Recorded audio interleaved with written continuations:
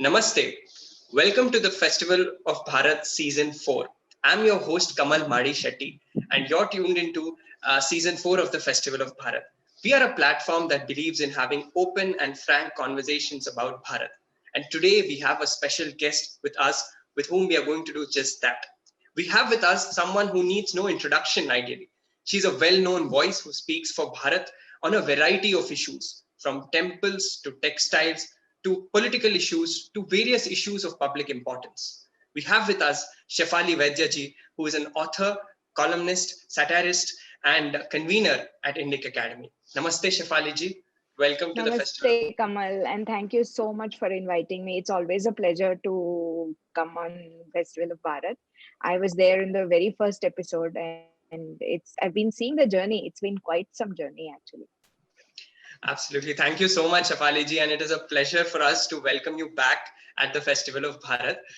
Thank you so much for all the support that you've shown to us, and that has played a very important part in our journey as well. Shefali ji, first of all, I want to ask you, how have you been in these times, and what are some of the activities and projects you've been involved in lately? Actually, not bad considering all things. As you know, the last couple of months have been tough for pretty much everyone in India because of the second wave and because of the lockdown and all of the other resulting things. So, for a while, it was living in fear. I think everyone did, and never knowing that when the pandemic will hit you or your loved ones or whatever. And I lost some friends, some relatives. So, it was quite bad, but can't complain. I mean, all things said and done, we are all safe and sound. But so I used this time to work on a lot of things, a lot of pending projects. I kept myself away from the outrage of politics, so to speak, because it was getting to me. And I focused on the areas of research that really give me joy. You just spoke about temple architecture, you spoke about textiles. So I gave a lot of lectures on these two subjects, and these are subjects that bring me a lot of joys. So I studied a lot. I talked about these a lot. I started work on my books. I'm writing a column on temple architecture for one of the largest Marathi newspapers in Maharashtra. So that is going very well. So all of this has kept me busy and can't complain really. Absolutely, Shefali ji, and that's good to know. And absolutely, the last 2 months I think have been very difficult for all of us in Bharat, and I want to actually begin our conversation with that. On one hand, as a country, we have been facing these very difficult times, but on the other, there are many vested interests who have tried to exploit and exploited the situation and have been working against Bharat very actively from both inside and outside the country. Could you please tell us about some of your observations during this time? This was a time of great national adversity. It was not a pandemic that was affecting a particular state of India or a particular region of India. It was affecting all of us. It was a national calamity. It was a time of national adversity, great national adversity, I would say. Probably one of the toughest times that India or Bharat has experienced in recent years.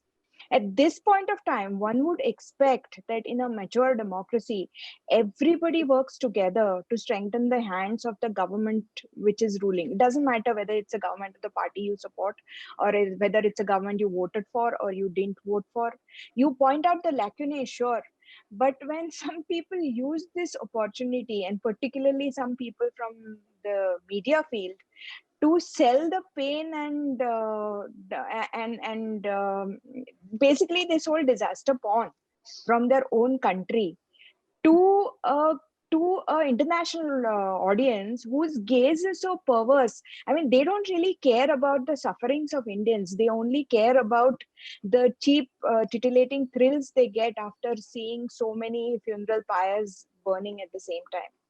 And it it it sickened me really as a Indian citizen that here were Indian journalists who were basically selling their country's soul for 30 pieces of silver, so to speak, metaphorically, and who were imposing on people who were marching into ICUs, who were taking interviews of dying people, who were reporting from crematoria, and basically giving out a picture that all was disaster, that nothing was happening right in India. There were no stories of recoveries.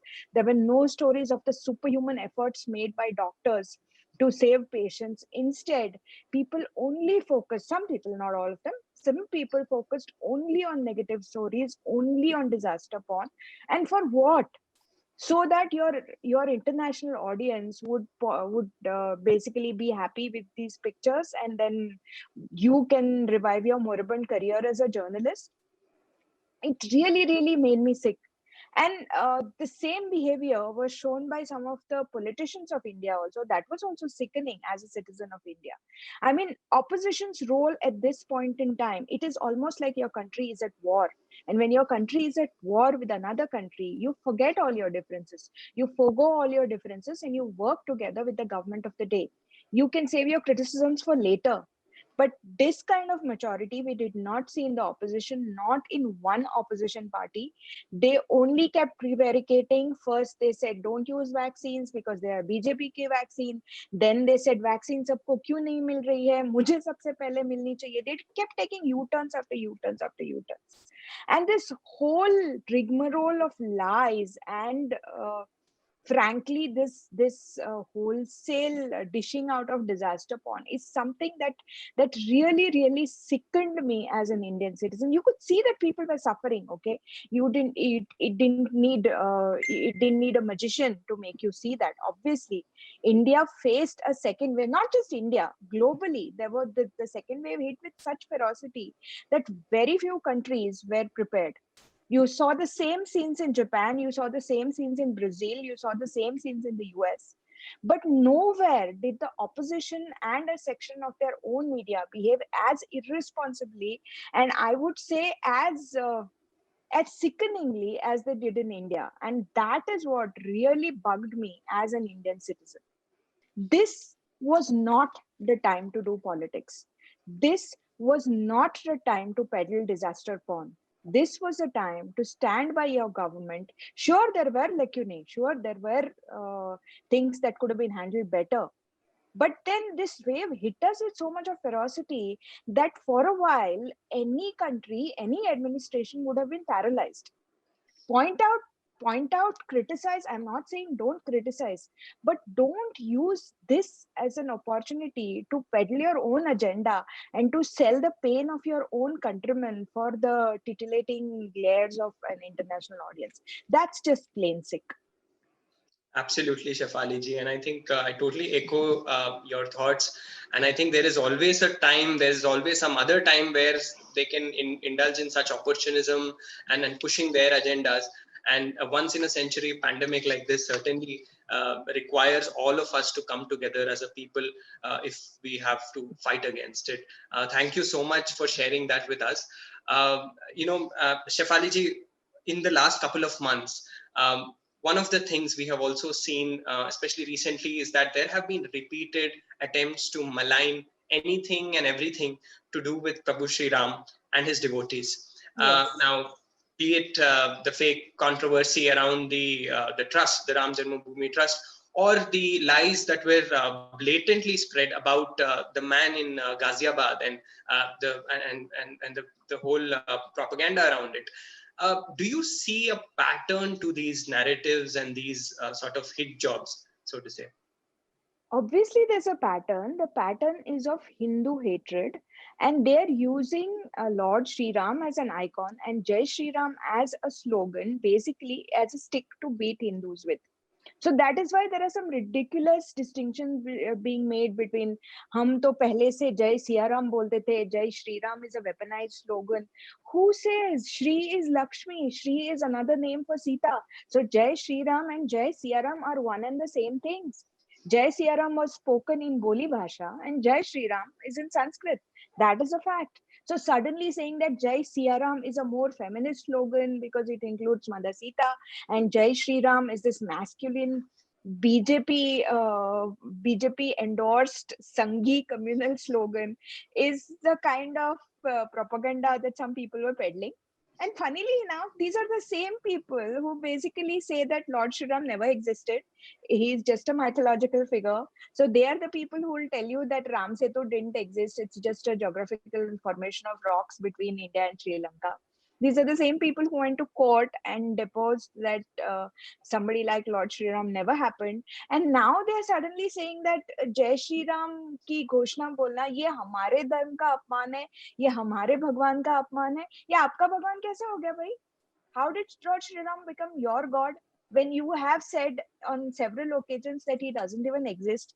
So when it's convenient for you, he's a mythological figure, and when it's convenient to you, he is this misogynist who basically denounced Ma Sita. You can't have both, no? If it's a mythological figure, then treat the story as a story, right? Then why are you holding him up as a figure of which endorsed misogyny according to you? So these are the people who keep changing their arguments repeatedly, and they're not even ashamed of it. So one day they'll say something, 2 days later they'll say something. And if you point out the discrepancy and if you point out the hypocrisy on different occasions, what they have said, they will not even have the conscience to accept it. They will just move on and spin another web of lies. That is generally the how the so-called leftist thinkers of India operate always, and it's always been like that. So they've been calling Jai Shri Ram as a slogan, and they've been saying that it's a weaponized slogan. Jai Shri Ram weaponized ho gaya. But there is one slogan, one religious slogan, which has been weaponized for thousands of years now, globally.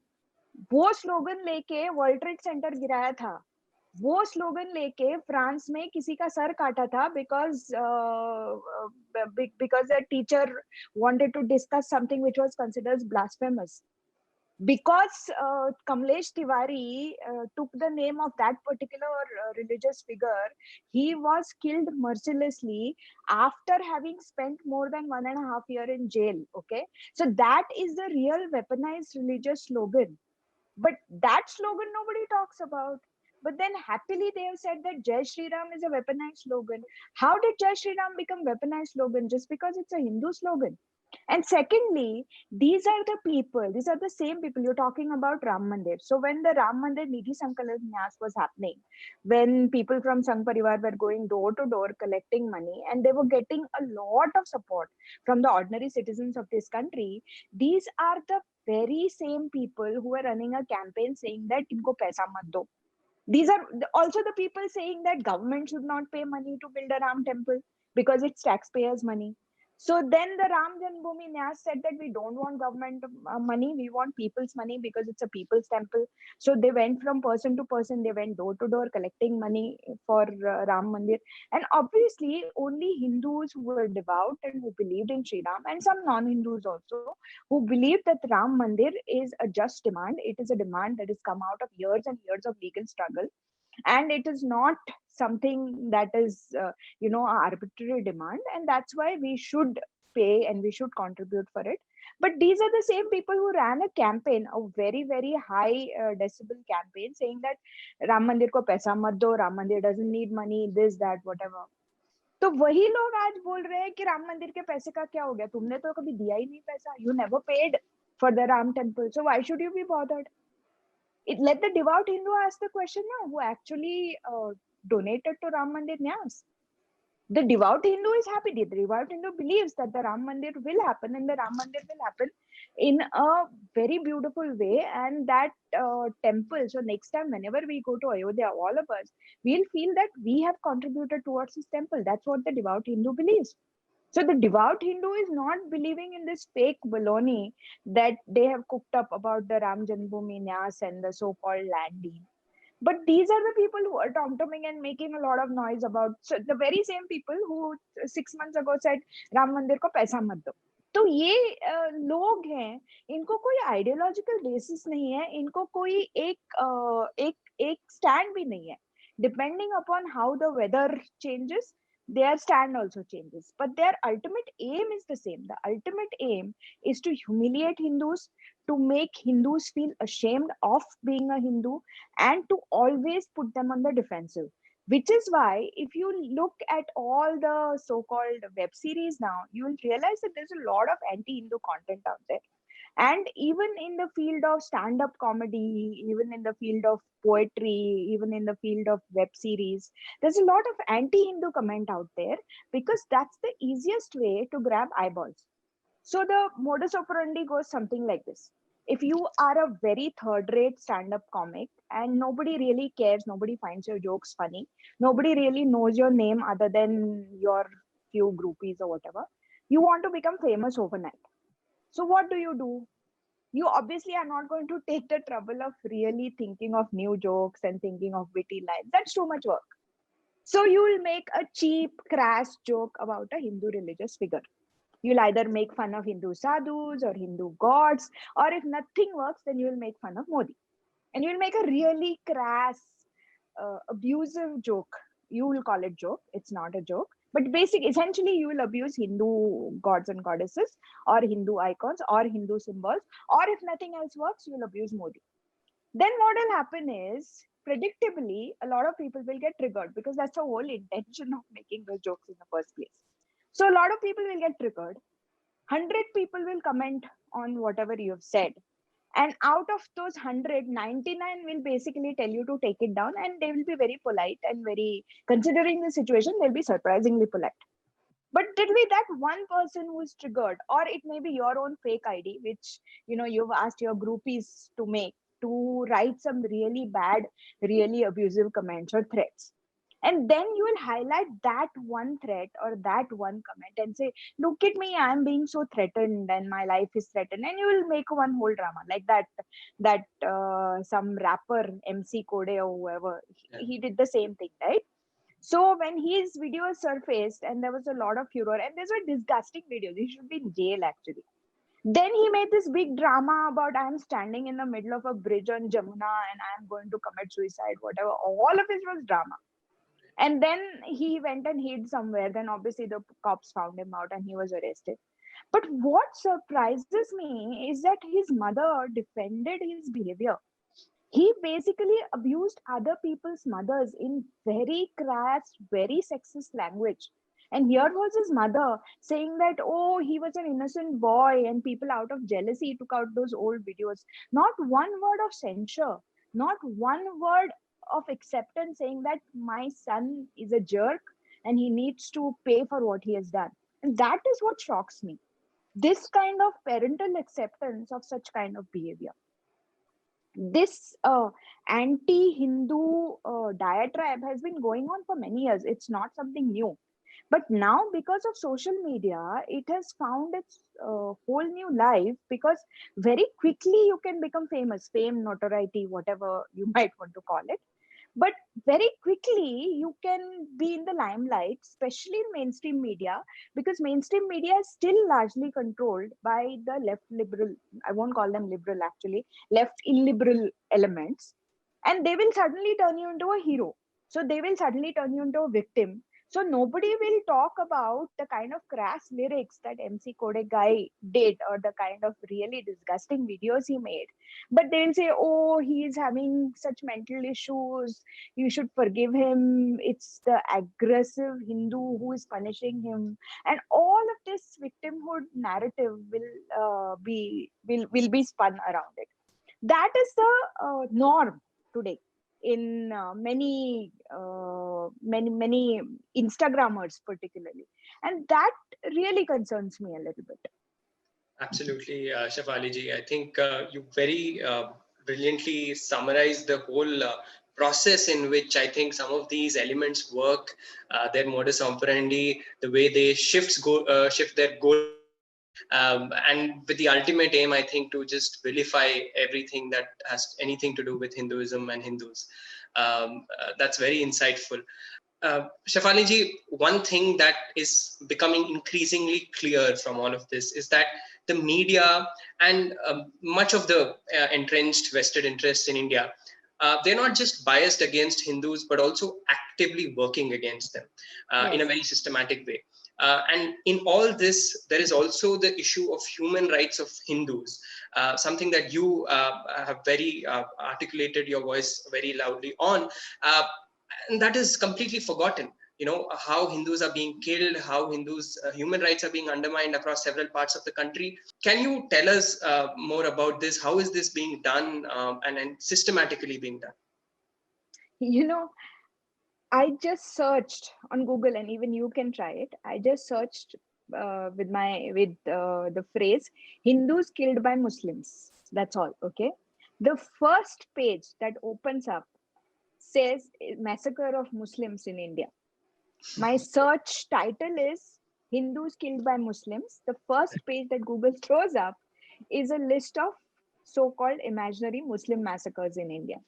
But if you go back and if you look into the history, ever since there was Islamic invasion in India, who are the people who have been killed in thousands and hundreds of thousands? There has been genocide after genocide. It has been the Hindus, it has been the Buddhists, it's been the Jains, it's been all the Indic religions. And for the sake of convenience, I will call all of them, whoever is not an Abrahamic, as a Hindu. That is how the Indian constitution also defines them.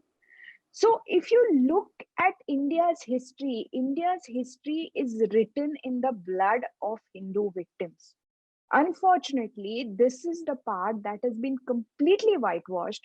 And so you have idiot historians like Romila Thapar, who basically even whitewashes things like the destruction of the Somnath temple, saying that yes, the temple was destroyed, but it was not really a anti-Hindu way. They just wanted money, and that's why they destroyed it. So if Mahmud of Ghazni only wanted money, was it Mahmud of Ghazni? Yes, Ghazni only, no? Ghazni or Ghori, whoever. I keep getting confused between them. Yeah. So when Mahmud of Ghazni, he looted Somnath, if he was only after the money, why did he destroy the temple? Why did he destroy the Shivling? Why did he destroy and take thousands of Hindu women and children as slaves? Why were the Hindu Kush mountains called Hindu Kush, which means the murderer of Hindus? That's because thousands and thousands of Hindu women, children, and men were taken as slaves and taken to Afghanistan by foot, and many of them perished there. That's why the mountains are called Hindu Kush, meaning the killer of Hindus. Hindus have suffered at the hands of the Islamic invaders. Hindus in Goa have suffered, my ancestors have suffered at the hands of the Jesuit missionaries and the Portuguese rulers. Hindus have suffered during partition. Hindus have suffered in Kerala under the Mopla Muslims, as the Mopla rebellion they call it, whereas it was full-scale massacre of Hindus. Hindus have been killed during the 1947 partition. Hindus have been killed and driven out in Kashmir in the 90s in the Kashmiri Hindu genocide. Hindus, thousands and hundreds and thousands of them have been displaced. The women have been raped, children have been killed, they have been thrown out of their homeland in what we call today's Bangladesh, and they have become refugees in India.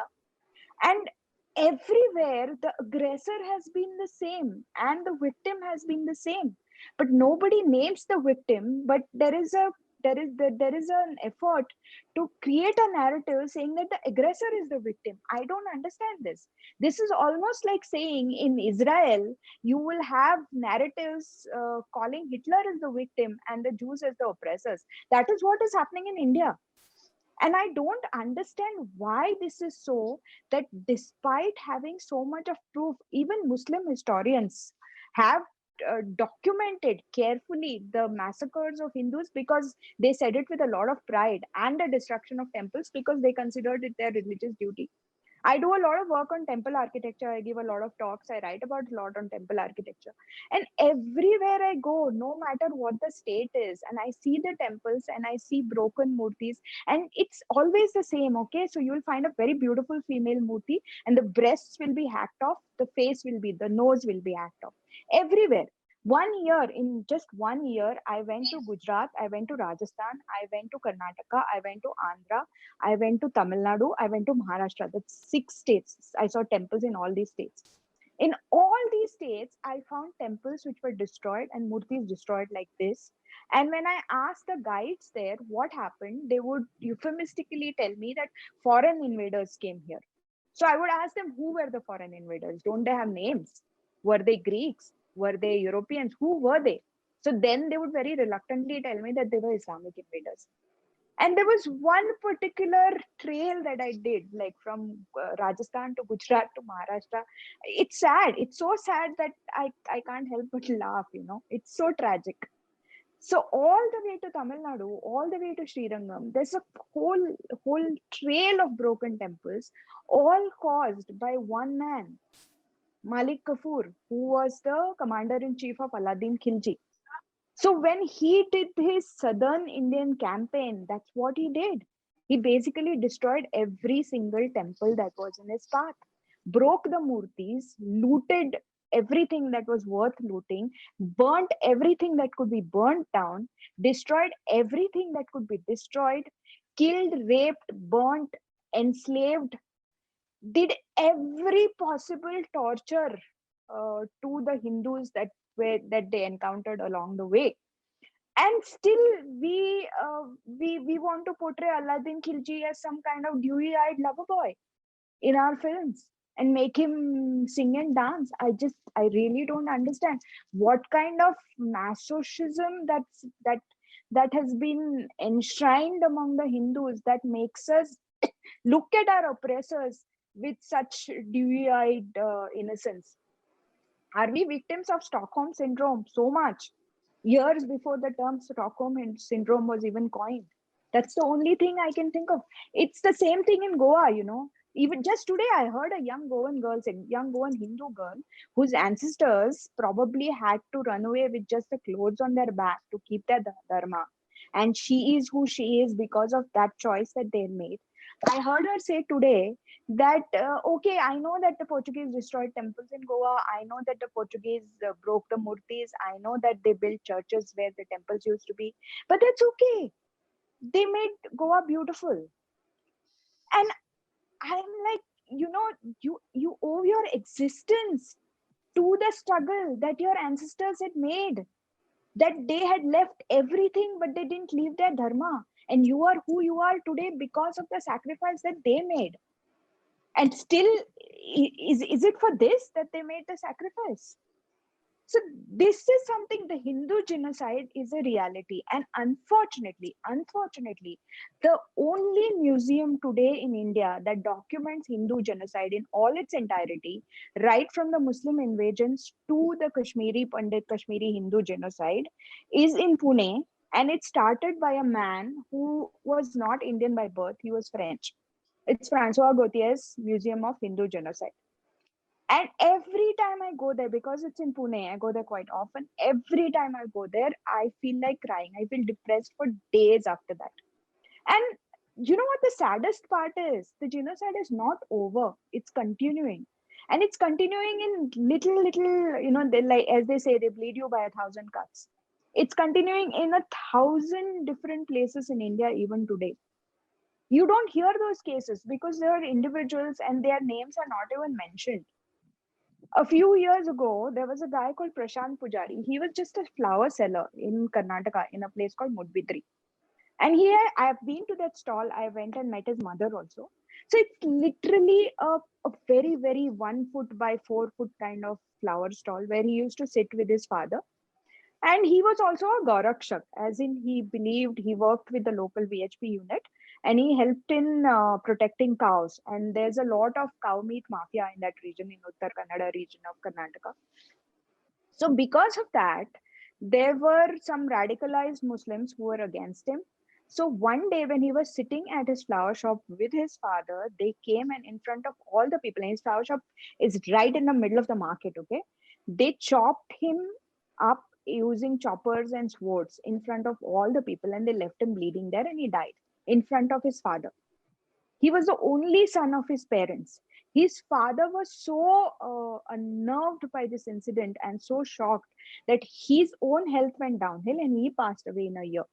So when I went to meet his mother, she lives alone with her daughter. Daughter's husband works somewhere else. So it's just these two women staying in that house, and there's a big photo of Prashant Pujari on the walls. And he's a young innocent man, okay. And it was not like he was killing anyone or beating anyone or whatever. He only was protecting cows. And there is no furor, there is no media outrage, there are no debates, there are no stories in international newspapers. In fact, one of the journalists who calls himself a journalist, let's call him a fake news trader if you so wish, he even remarked that what is so great, why should the media cover Prashant Pujari's murder? He was just a VHP activist, so that's collateral damage. So VHP activist hona means it's okay if you die. If you want to protect cows, which is what your religion tells you, that means that you can be chopped in the middle of a market by a gang of radicalized Muslims, and nothing. No, there should be no furor. They don't even mention the names. There's another case tell you about. This case you might remember. It's about Ramalingam. He was a catering contractor in Tamil Nadu, and he once encountered some Muslim preachers who had come to his village to do conversions. And he stopped them and he argued with them very gently, very sweetly, by saying that, do we come to ask you to take and accept our religion? Why do you do that? And somebody shot a video and they shared it on social media and it became majorly viral. Suddenly, he became a hero for a lot of Hindus, that is.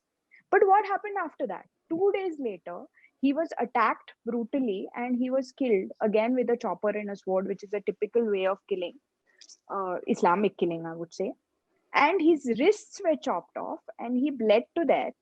But after that, what were the headlines? They didn't even give him the dignity of saying his name. The headlines were catering contractor chopped to death. Why was he killed? Was he killed because the food that he served in a wedding was not bad? You don't even think that as a victim of a brutal communal crime, his name also merits a mention. Why is there no mention of Ramalingam as a person? He has a family, he has children. Who's going to talk about them? But at the same time, if an Islamic terrorist is neutralized by Indian army, it's the same media who will write nice sob stories about how he was so innocent, how he liked math as a child, how he was a poor headmaster's son, how he was called Einstein in his KG class, and how he turned to terrorism because somebody made fun of him when he was 3 years old or something like that. You just Google this. They've done it for Buranwani. They've done it for that Adil guy. They've done it for everybody. They've done it for Ajmal Kasab. I remember having read a story in an Indian newspaper that said that Kasab took to Islamic terrorism because he was not bought new clothes for Eid by his father when he was, 6 or 7 years old. This is an Indian newspaper writing this story about Ajmal Kasab, the guy who shot at innocent people with the AK-47 in Bombay, the guy who went on a rampage at Chhatrapati Shivaji Terminus and who killed so many people without even determining what they were or who they were. This is the kind of media that we have, which completely ignores the stories of Hindu pain, of Hindu genocide, of Hindu deaths. How many stories should I give you? And instead of that, if there is a Muslim victim and if the perpetrators are Hindus, the reason may be anything. It can be a property dispute, it can be a dispute for a berth in a train, it can be anything. But they will keep hammering those names. So that's why we remember a Pehlu, we remember a Akhlaq, we remember a Junaid, and now we remember a Abdul Samad, the old man who allegedly they did this fake story about him having made to say Jai Shri Ram. Their names they will keep talking about, but Hindu victims they will not even have the decency to name, because Hindus don't have human rights, because Hindus are children of lesser God. Absolutely, Shefali ji. I think it's a very painful story for Hindus, which not only, like you said, was a part of our history, but we see that even today in many parts of the country, and unfortunately, we see that being brushed under the carpet, not being given the attention that it should be. And like you said, the list is endless, from Dhruv Tyagi to Akash Mehra to Rinku Sharma. Some of the most shocking and egregious cases have been seen in recent years. And this should worry every Hindu, and we should be aware about what's happening. Um, Shefali ji, one of the reasons why anti-Hindu crimes and bias it's so normalized, because there is also a very strong support for it um, amongst certain so-called intellectual elites, and these are the same people who attack Hindu voices relentlessly when we raise them. How do they do it, and why also do they feel threatened by the voices who speak in support of dharma? Why do they feel threatened? It's obvious, no? Nobody wants the underdog to have a voice, right? When for years and years and for centuries and centuries, you've had one class of people as the oppressors and one class of the people as the oppressed. You wouldn't want the oppressed to be assertive. You wouldn't want the oppressed to find their voice. You wouldn't want the oppressed to push back. I think it was Conrad Elst who had basically said that, I'll paraphrase. I don't remember the exact quote, but I'll paraphrase. The essence of the quote was that they hate Hindus because ours is the only surviving civilization. The entire world had polytheistic civilizations. Okay, everybody had them. The Greeks had them. The Romans had them. The Egyptians had them. The Mayans had them. The Incans had them. What happened to them?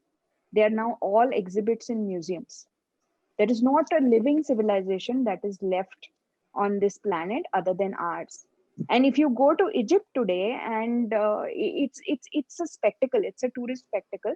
The people of modern Egypt today, they have no connection with their past.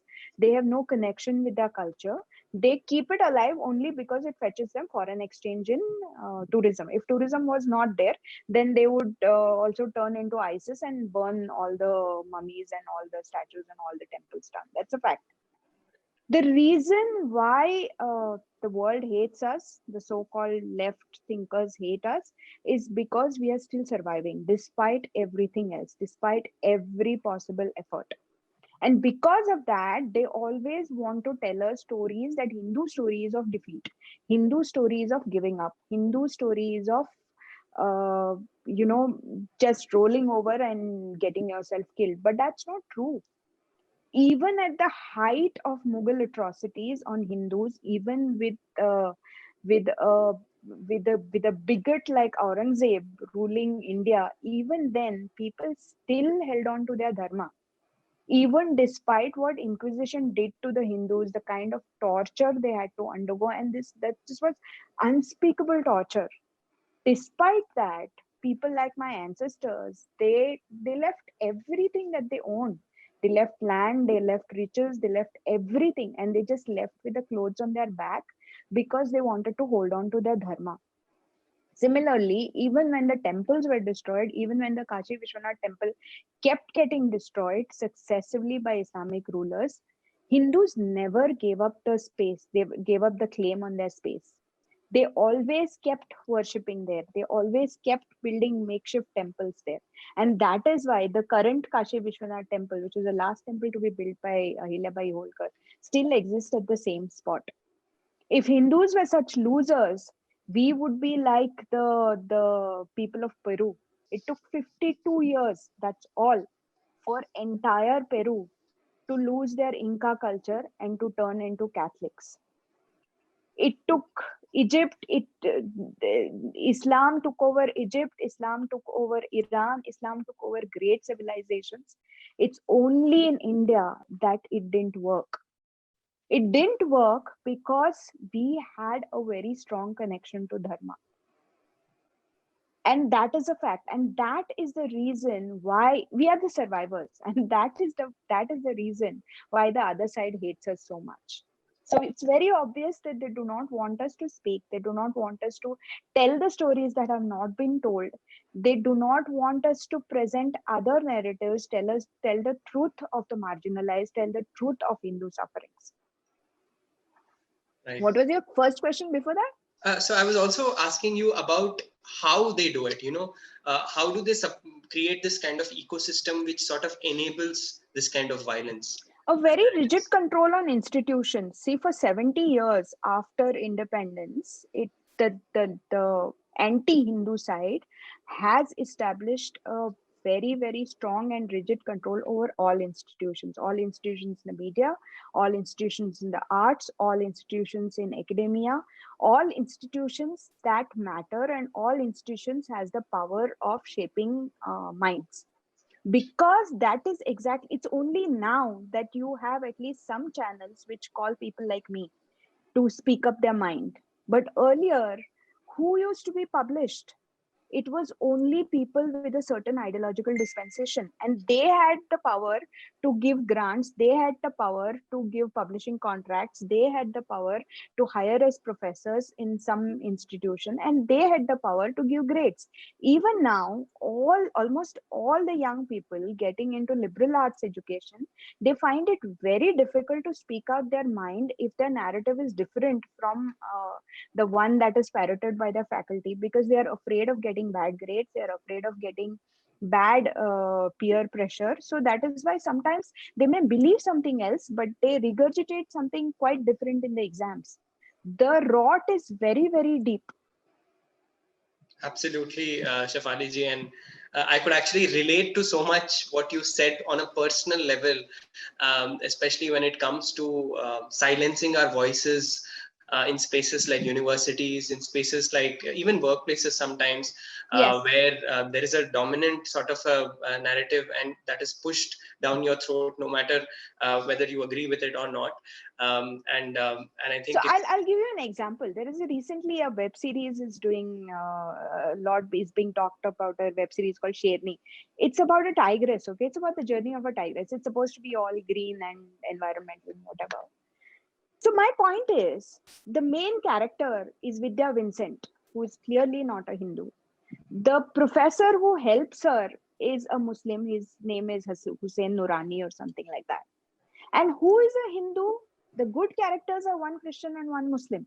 Who is the Hindu? Hindu is that inept Babu in the forest department who does puja in his office. So this is very subtle. This is not obvious. Okay, here the Hindu bias or anti-Hindu bias or Hindu hatred is not obvious because they're not talking about religion. But when you show these characters as the upright forest officer as a Christian, she could have been a Hindu. The upright, green minded professor is a Muslim. He could have been a Hindu. And the inept bureaucrat who does puja but who doesn't want to protect the tigress is a Hindu. He could have been shown as belonging to any other religion, but they won't do it because this is the way, very subtly, the agenda is being pursued. And if you talk about it, if you Gems of Hollywood, Gems of Bollywood is a great handle on Twitter, which basically talks about clips from Hindi movies and tries to show how systematically Hindu hatred has been propagated all these years. Then the kind of reactions that they get, and sadly they're mostly from Hindus, is like, stop nitpicking. Why are you talking about? Why are you finding Hindu hatred in everything? It's obvious. It's only when you learn to see it that you will be able to see. It's right there in your face, actually. It's just that you and I are not trained to see it. But the minute, someday when the eyes open, no, somebody had asked me once, why are you doing this? Why do you constantly write about this all the time? Hindu kyun karte ho aap? So it's kind of like, you've seen how small puppies are there, when they're born, their eyes are closed. And then one day their eyes are open. And then they start seeing the world around them. What they see may not be pretty. If it's a street dog, then obviously what it's seeing is not pretty. But can it go back to blindness? No. Once your eyes are open, they're open. So once you start seeing this bias, once you start seeing the Hindu hatred in media, in academia, in films, it's difficult to not see it. Then you start seeing it everywhere. And then you ask yourself, how did I not see it back then? Yeah. Absolutely, Shefali ji. It's almost like an eye-opener once you start realizing this, and be it in the movies or your OTT platforms and so many other media sort of outlets and many other media. It actually brings me to my other question that I had, and so I mean, we, like you mentioned, we live in this age of constant bombardment of anti-Hindu content and narratives to us. And it's not only through media, but like we mentioned, like we discussed, the entertainment industry at large. and it's very deeply entrenched. So, what would you tell some of the Indian parents who are watching this? How can they protect their children from being indoctrinated into such dangerous and very blatantly anti-Hindu ideologies? It's very difficult.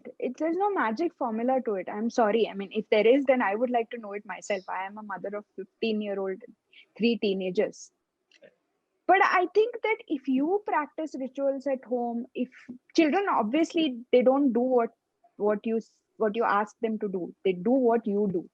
So if you follow rituals, if you do pujas, if you celebrate festivals, if you tell them stories from our epics, if you make sure that certain traditions in your family, religious traditions in your family are followed, then obviously your children are going to see that, and they are going to be curious, and they are going to want to know more.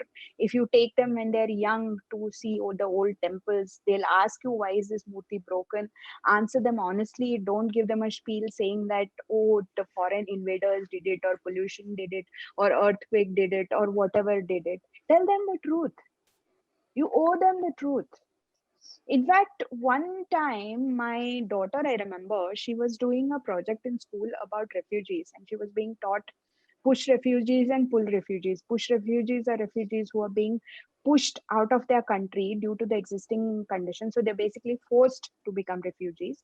And pull refugees are refugees who basically willingly let go of one culture or one country and move to another country for a better life, for better work conditions or whatever. So their teacher had given them as an example to write notes on Teresa of Calcutta and Antonia Mino. So I told the teacher that my children are going to choose their own characters. And then they chose different characters. So I was then asking them to talk about refugees, and then we looked up Parsi migration to India. We looked up Jewish migration to India. We looked up Tibetan migration to India, and we talked about all those refugees. And after seeing all this, then we talked about the partition of India. We talked about the formation of Bangladesh. After seeing this, my children were about 11 or 12 at that point of time.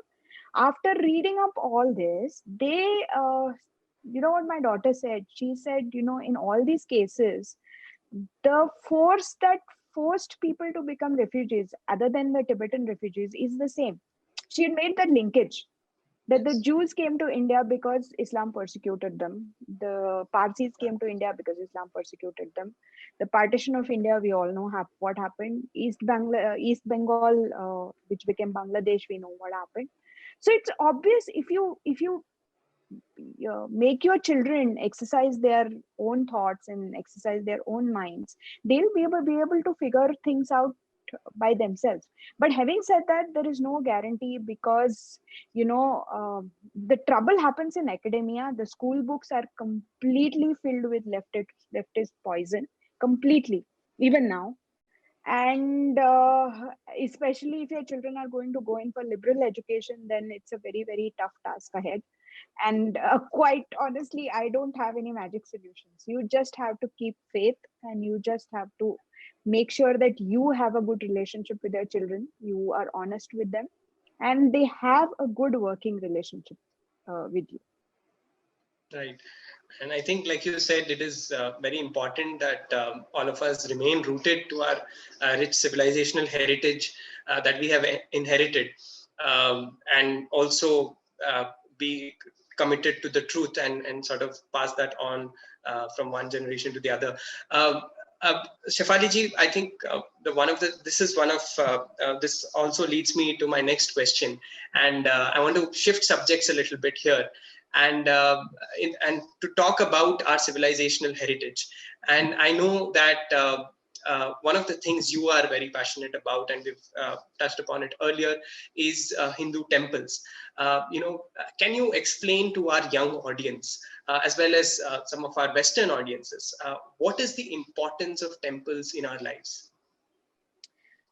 See, when the temples were built, the temples were the nucleus of our socio-economic life. So all the activities that happened in the village happened around the temple.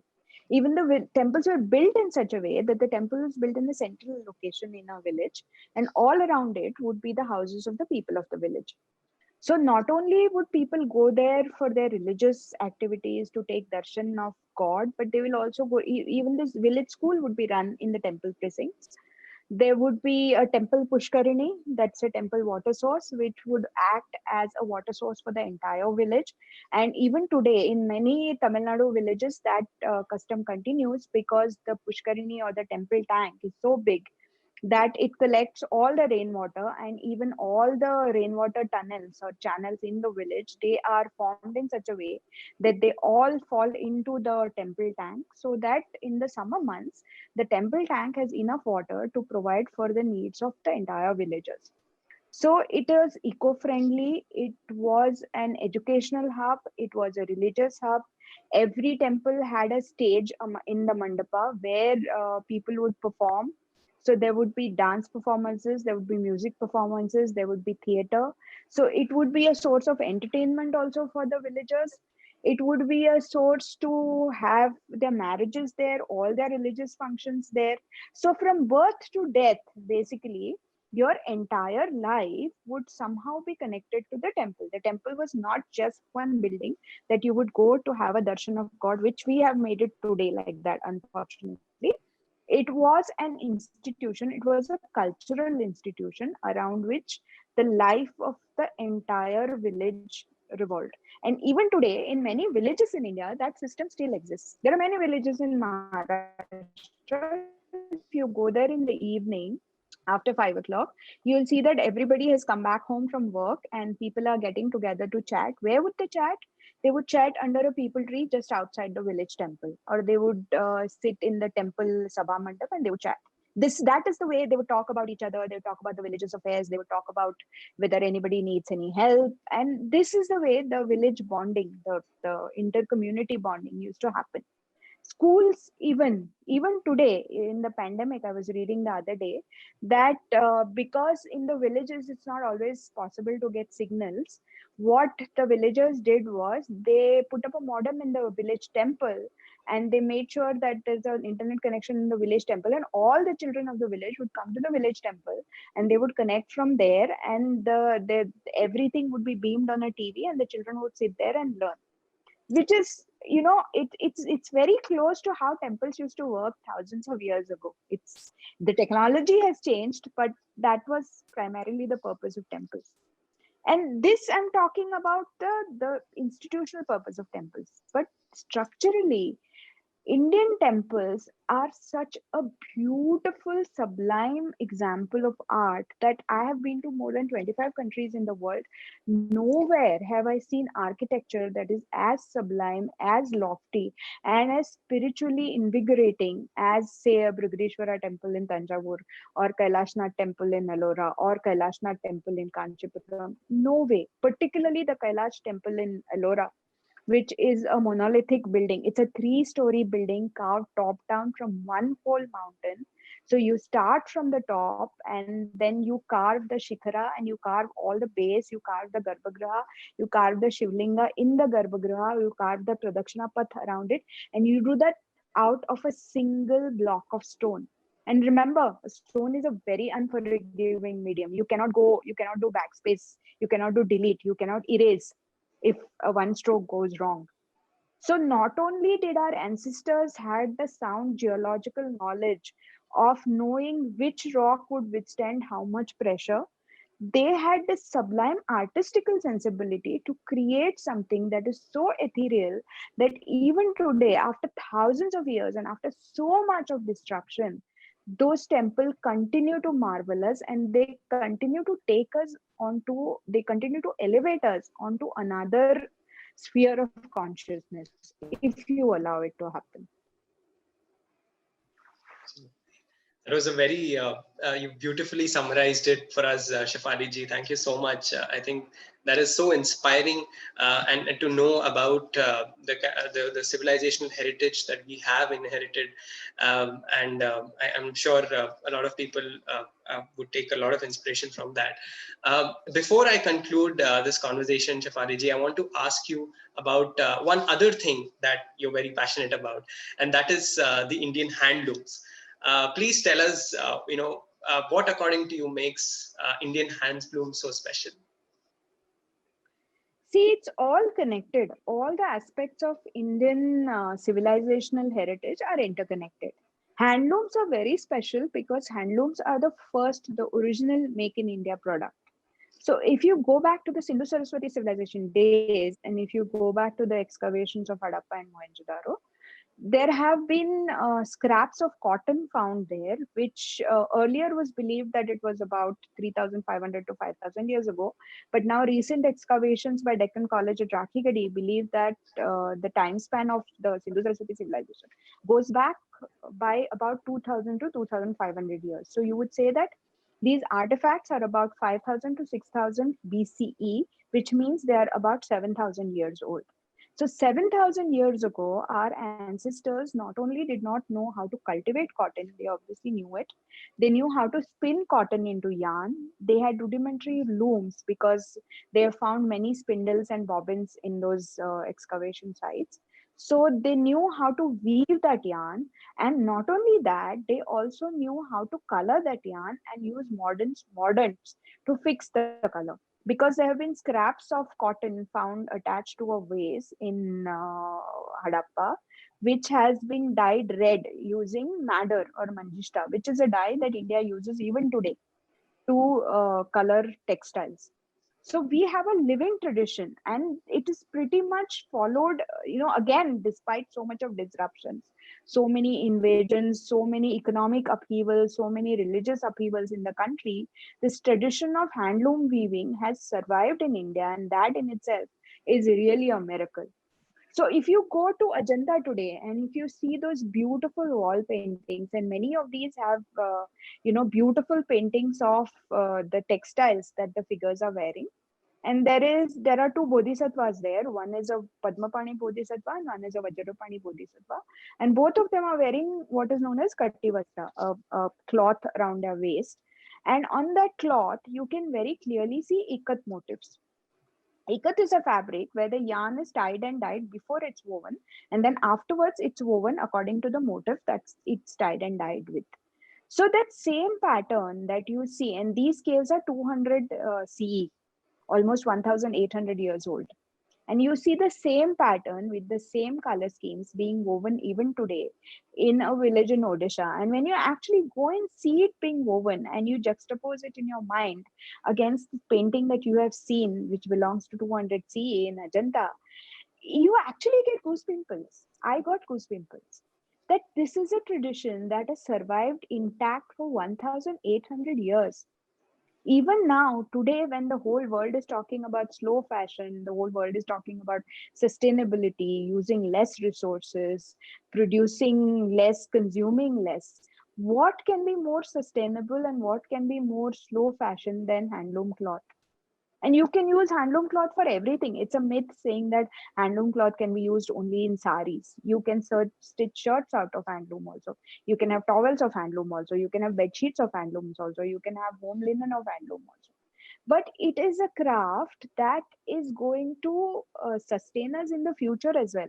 If you go to European countries and if you go to the US today and if you go and visit their handicraft villages, you'll find there one woman who has set up a loom and who's learning to weave. And those weaves are, let me tell you, extremely rudimentary, and they lack the finesse that Indian, even the most basic, most coarse Indian handlooms are better than those weaves. But because those are niche and handmade and handcrafted things, the cost there is astronomical. So for a scarf which is hand woven, you can expect to pay like $2,000, which is ridiculous. But that is the value they pay for handmade things. And in India, because we have handmade things, we do not realize the worth of it. But the whole future belongs to slow fashion. The whole future belongs to using less resources, and there can be nothing that is more in line with this kind of thinking than Indian handlooms, which is why Indian handlooms are really, really important. Also, Indian handloom sector employs the second largest number of people in India after agriculture. And we only talk about weavers when you talk about handloom cloth. But when a cloth, when 1 meter cloth is woven on a handloom, there are efforts of at least 15 people that go behind it, right from the farmer who grows the cotton, or the person who collects the silk cocoons from the forest, to somebody who spins yarn from it, to somebody who colors it, to somebody who sets up the loom, to somebody who weaves, to somebody who finishes the garment, to somebody who decides the motifs, to somebody who sells it in the market, and then finally it comes to you. And it is this chain of 15 people that get work and that get money because of that 1 meter of hand woven cloth. So how can it not be important? And this is just the economic aspect of it. Now let's talk about the spiritual aspect of it. If we look at the motifs that are seen in the Indian textiles, and they're very, very sublime, very beautiful motifs, you will see that all these motifs have meaning. They're not just functional. They're not just there to make the textile look good.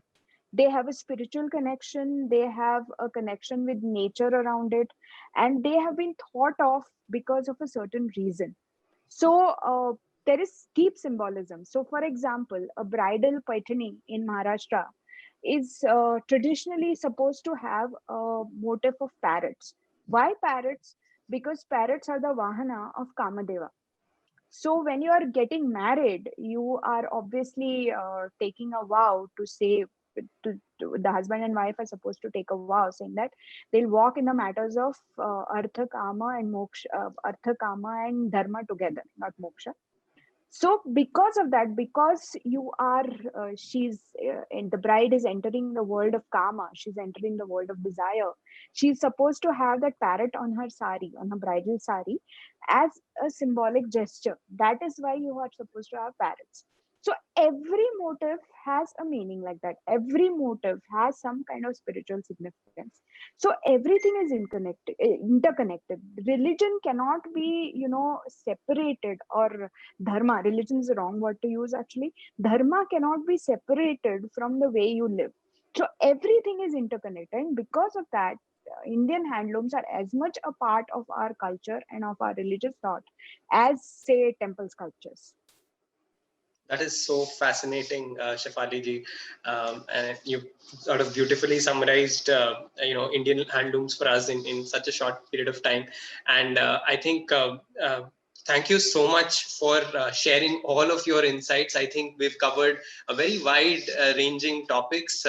From the media and the entertainment industry to some of the contemporary developments to our civilizational heritage, including temples and even handlooms. Thank you so much for joining us at the Festival of Bharat. As always, it is our pleasure to welcome you, and we are so grateful for all your insights that you've just shared with us. Thank you so much. It's always a pleasure to be on Festival of Bharat, and I look forward to having future interactions as well. And it was really wonderful. Thank you so much, Shefali ji. And to our viewers, I would like to request you, please do continue to support us, share our videos, and don't forget to subscribe if you haven't already, both our channels, that is the Festival of Bharat and Citti Media, because we will be uploading content on both of them. Thank you so much for joining us on this conversation. We'll be back so very soon. Until then, take care. Namaste. Namaste. Thank you so much.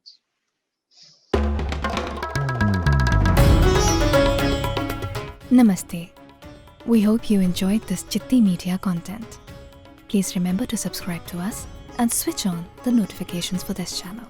For our other social media links, more content, and to support our work, please visit citti.net. Dhanyavad. Namaskar.